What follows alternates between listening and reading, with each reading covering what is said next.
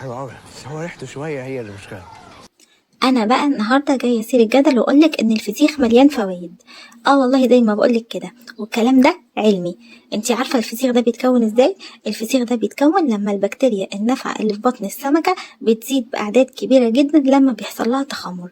البكتيريا النافعه دي بتفرز حمض اللاكتيك اللي هو بيدي للحم بتاع السمكه القوام والطعم بتاعها.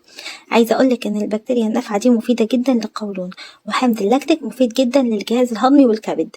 امال المشكله في ايه؟ المشكله ان التخمر ده بيكون في ظروف لا هوائيه، وده بيؤدي لنوع بكتيريا ضار بيتكون اللي هو كوليستريديوم بوتيولينيوم.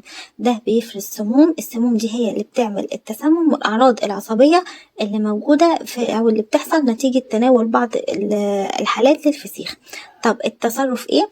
التصرف ان احنا البصل والليمون مفيدين جدا ان هما يقتلوا البكتيريا الضاره، لكن مش هيأثروا لو البكتيريا دي بالفعل افرزت السميات بتاعتها داخل السمكه.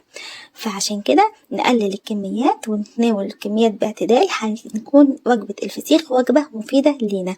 كمان لو حسينا بأي أعراض نتوجه لأي طوارئ في أي مستشفى حكومي. ويفضل إن احنا ناخد الكركديه بعد الفسيخ عشان الكركديه بيساعد الكلى إن هي تتخلص من الأملاح الزيادة. ولو الفسيخ بتاعك مملح زيادة، ممكن تخلي اللحم وتحطيه في مية ونشا، هتلاقي الملح بتاعه قل جدا. وكل سنة وانتم طيبين.